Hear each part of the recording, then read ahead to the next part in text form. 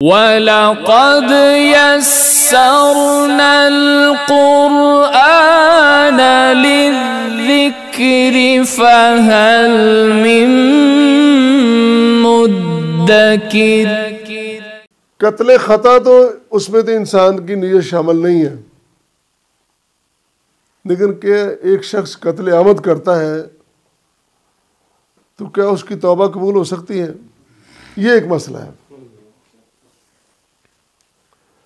قرآن کریم نے فرمایا وَمَن يَقْتُلْ مُؤْمِنًا مُتَعَمِّدًا فَجَزَاؤُهُ جَهَنَّمُ خَالِدًا فِيهَا وَغَضِبَ اللَّهُ عَلَيْهِ وَلَعَنَهُ وَأَعَدَّ لَهُ عَذَابًا عَظِيمًا۔ توبہ کی بات تو بعد میں کرنی ہے، پہلے تو یہ سن لیں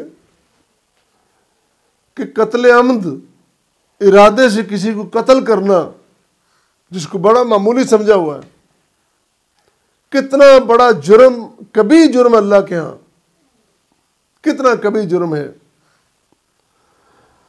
اللہ تعالیٰ نے اس کے لیے جو وعیدیں سنائی ہیں وہ یہ ہیں، فرمایا فَجَزَاؤُهُ جہنم، اس کی جزا جہنم ہے۔ اب جہنم سے بڑھ کر سزا کیا ہو سکتی ہے؟ یہی نہیں، پھر فرمایا خالدن فیہا، ہمیشہ اس میں رہے گا۔ دو باتیں۔ پھر تیسری بات یہ فرمائی غضب اللہ علیہ، اللہ سے ناراض ہو جائے گا، اللہ کا غضب اس پہ ہوگا۔ جس سے اللہ ناراض ہو جائے اس کے پلے کیا رہتا ہے؟ زندگی برباد ہوگی ساری۔ ہماری زندگی کا مقصد یہ ہے کہ اللہ راضی ہو جائے۔ مسلمان کی زندگی کا مقصد صرف اور صرف یہ ہے کہ رب راضی ہو جائے، اور کچھ نہیں ہے۔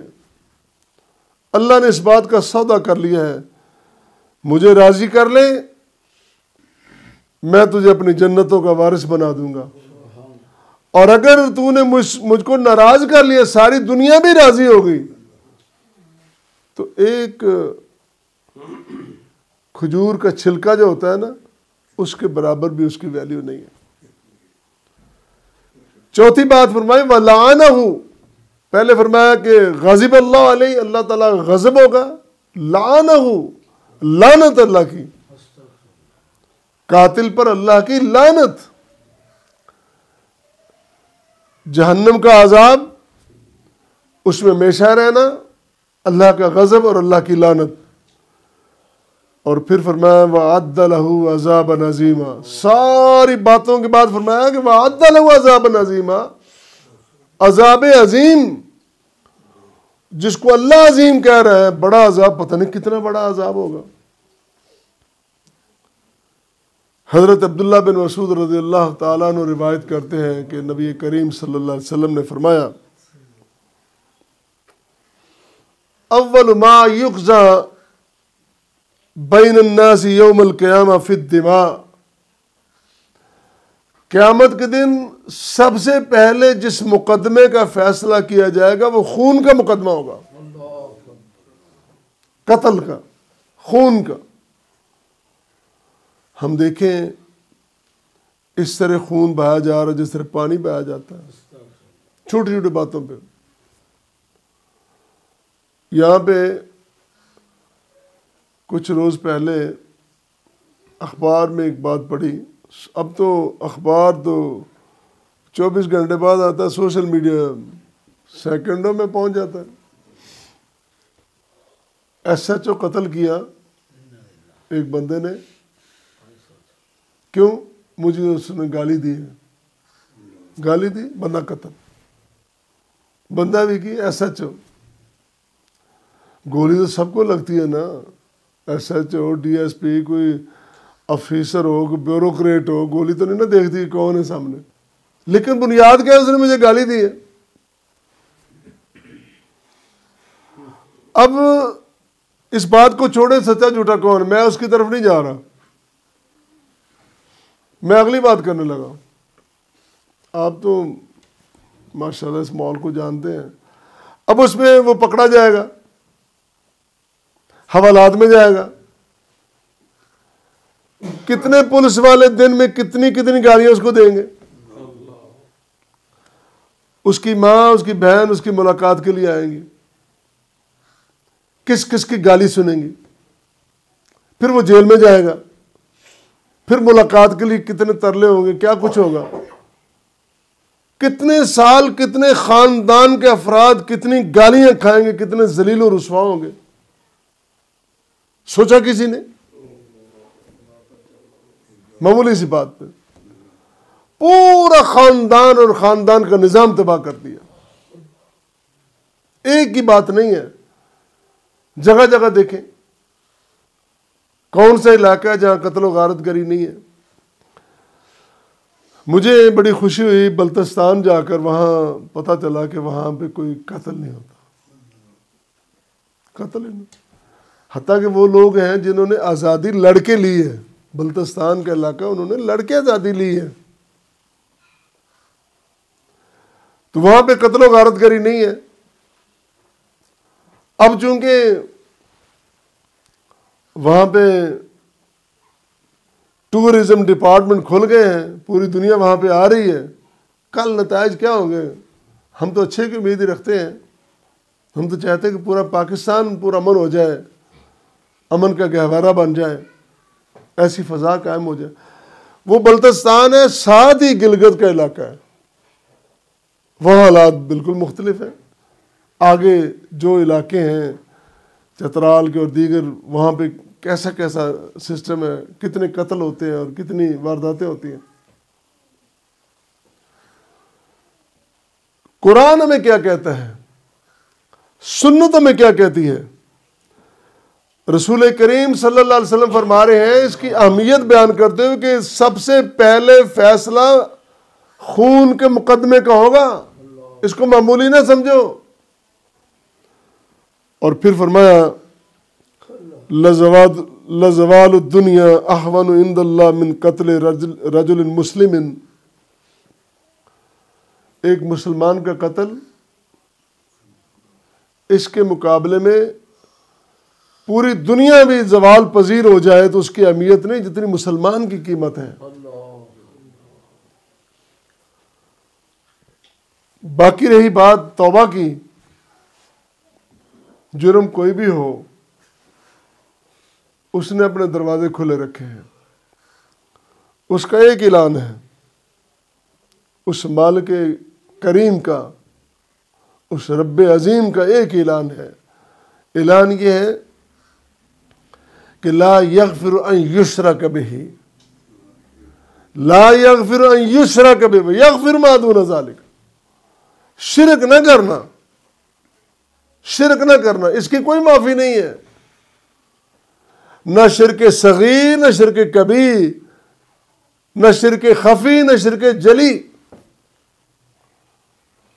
ہمارے ملک میں تو شرک نہیں ہے نا، ہمارے ملک میں بالکل ہی شرک نہیں ہے، عقیدت ہے، شرک نہیں عقیدت ہے. ہمارے ملک میں اسلامی جمہوریہ پاکستان، اس میں اللہ کے رسول صلی اللہ علیہ وسلم نے فرمایا کہ میری قبر کو پختہ نہ بنانا، میلہ نہ لگانا، وہاں پہ تہوار نہ ہو. تو ہم نے حضور صلی اللہ علیہ وسلم کی قبر تو خیر نہیں بنائی، امتیوں کی بنا دی ہیں.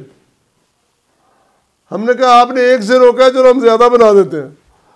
اور صدر پاکستان، وزیر اعظم، وزیر مشیر سارے مل کر سعادت محسوس کرتے ہیں وہاں جا کے اس کو غسل دے کے کھڑے ہو کے. یہ بہرحال یہ بھی ایک بڑی طویل داستان ہے، ہمارے المیہ ہے، ہمارے لیے ایک سلسلہ ہے. فرمایا کہ لا یغفر ان یشرک بہ ویغفر ما دون ذلک. ایک بات تو اللہ تعالیٰ نے طے کر دی نا کہ شرک کی طرف نہیں جانا، خفی، جلی، صغیر، کبیر، وہ عبادتاً ہو، وہ احتراماً ہو، وہ تعظیماً ہو، کوئی کسی قسم کی شرک کی گنجائش نہیں ہے. پھر اس کے بعد فرمایا قل یا عبادی الذین اسرفوا، اے میرے پیغمبر کریم فرما دیجئے، یا عبادی الذین، اے میرے بندو، اے میرے بندو، گناہگار بندو، زیادتیاں کرنے والوں، تم نے زیادتی کر لی ہے، ہو تو تم میرے بندے، میری بندگی سے تو نہیں نکل گئے، میں تمہارا مالک تمہیں کہہ رہا ہوں، میرے بندو واپس آ جاؤ، واپس آ جاؤ، لا تقنطوا من رحمت اللہ،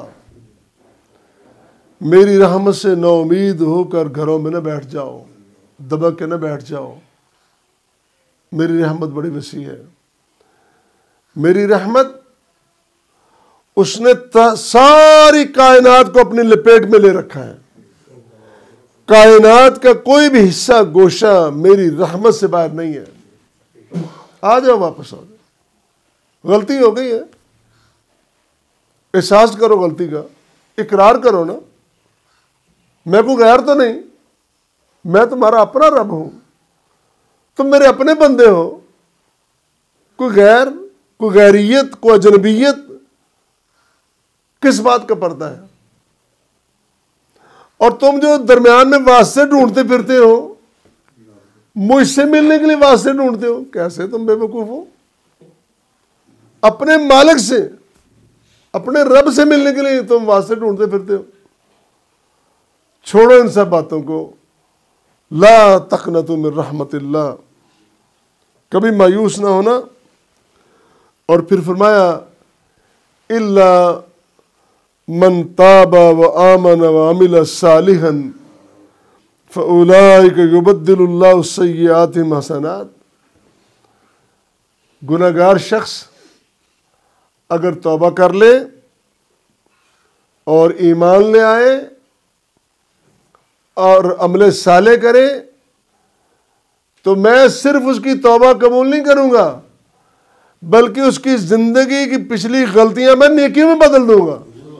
اللہ اکبر، اللہ اکبر، اتنا بڑا اللہ کا انعام توبہ کرنے والوں کے لیے، رجوع کرنے والوں، اللہ ہم سب کو توفیق عطا فرمائے۔